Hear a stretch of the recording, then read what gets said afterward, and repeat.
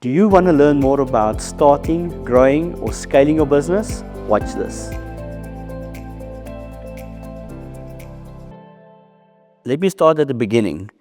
I grew up on the Free State on a farm, always made my own kitties, and that's kind of where the entrepreneurial spirit started. I enjoyed the kitty life. I was always in the field with the dogs, playing with the kitties. My my pants was always, or my shorts, whatever you call it, always full of rocks. So my mom didn't like that side so much. But yeah, always with the kitties. And then I started making these kitties for the kids at school. They always wanted one. Then I started selling them. Then I got into trouble because people was like shooting one another with these kitties. And that kind of carried on until high school, actually. But yeah, I was always the guy in school that did rugby, cricket, sports. I loved the martial arts side, the karate side of things. I was part of the national team when in my primary school days, so I really loved the whole martial arts thing. Was one of the fastest kids in the club. The only guy that could match my speed was actually the old sensei, which was quite interesting. He was 65, but the younger sensei, 40, was too slow. So that was quite interesting. So I really loved that side of the journey. In high school, I kind of found that when I started studying, I kind of failed. So especially with your Afrikaans, English, math, science, then I realized, well, just stop studying and just wing it. And that kind of worked well for me for some reason. Um, yeah, that was a very interesting journey. So finished high school all on higher grade, even though didn't really study much. But the last sort of the end exam, I just went a bit down with just standard grade because I knew I'm not going to go to university because yeah, studying me in university is definitely not going to fly. So my one teacher asked me, what am I going to do after school? And I said, well, definitely not study. So he said, well, you're good at technical drawings, so speak to Myani, he will teach you how to be a structural steel detailer. And I spoke to Myani and I kind of enjoyed this whole drawing steel constructions, and it was quite interesting at the time. So I decided, okay, well, let's do this 2-year course, finish that in a year and a half. And we were basically about 4 or 5 kids that actually finished a year and a half instead of 2 years, even though I was about 3-4 weeks behind my friends, because in the first month that I started, my dad passed away. So that was quite I would say, an interesting experience, losing your dad at like 18. So yeah, it was quite traumatic, I would also say, but it was also, when you look back at it now, it was kind of like a gift. Because if he didn't pass away, I don't think I would have become a business coach eventually. So I finished this whole structural steel detailing space, and then I started helping my friends pass because Wumyani asked me to kind of take over the school. And I found a few drawings that was wrong that I had to redraw because we were training from the wrong drawings. So I think they probably still using my drawings today if I need to go back to that school. I'm pretty sure of it. I actually need to go find out, by the way. So yeah, that was quite interesting, and did the whole training for about a half a year or so, and then I decided, let's go to get a job. And because it was quite a niche industry, there was not a lot of people doing the structural steel detailing stuff. There was like the big corporates that kind of headhunt you. They want to like pay you double, triple your salaries just to headhunt the top guys in the country that does structural steel detailing. So I decided to actually go for the smaller startup company. It was started with a few engineers. And that was in 2005. Started there as a structural steel detailer.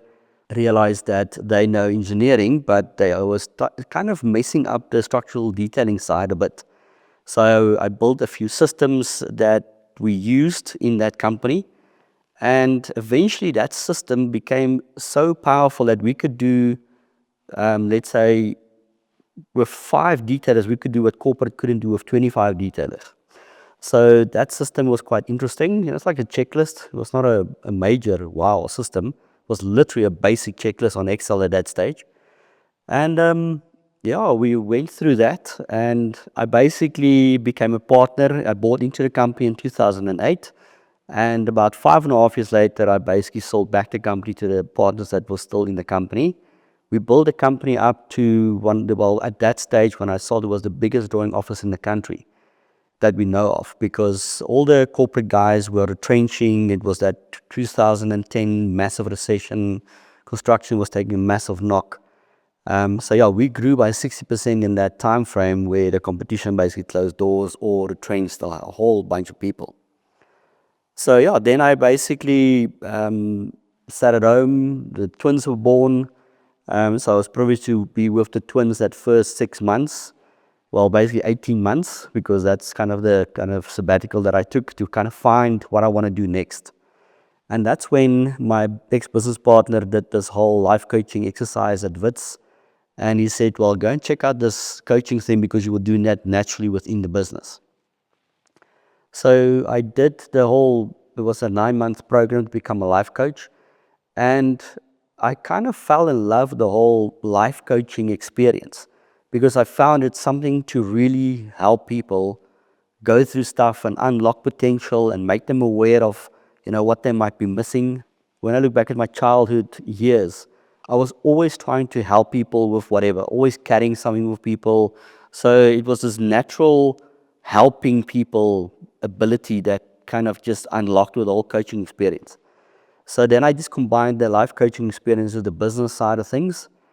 And then I realized I see things differently than most people. I look at things in a slightly different way. And with the coaching background, it helped me to ask the right questions. And what I found with coaching is it's how you ask the question, but it's not just about asking questions. It's about really listening to people. Listening to what's going on, where they're at, where's their struggles, what's going on in the business, and then ask the right questions to see where we need to focus. Because it's not a step-by-step thing. Business is not just a step-by-step. The step-by-step stuff can come a lot later. But what I found was I spent some time with a marketing strategist. And with this whole journey about coaching and building systems, we were trying to understand what is going to be my name for my business. And I was struggling 4 years to find a name. Because every time I found a name, I kind of like, it's already taken, or the domain was bought, or something was going on. And then it's like this moment in time when we discuss. And I said, I'm helping people to refocus their business, refocus their marketing, refocus their sales, refocus their time. And it's this moment in time, it's like refocus coach. And we looked, and yes, it's all available. So we said, okay, trademark everything.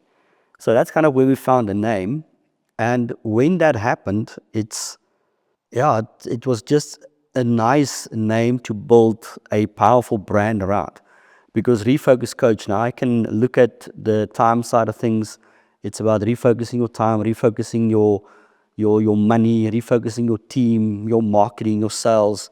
And those are the things in business that need to be looked at.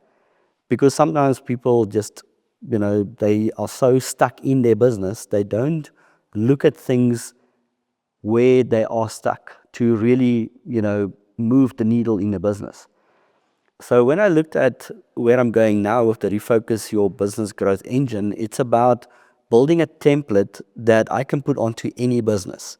Because I've also created like a Refocus framework, a high-performance framework to really help people understand a whole bunch of things in business. Combining that with the growth engine, it's now a proper name.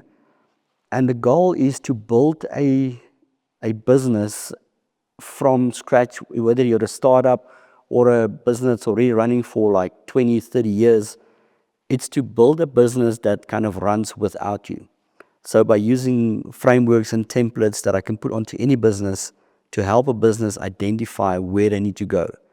So this growth engine is designed that you can plug it into any business and install it, and they can see where they need to start working on their business to actually get the results they want.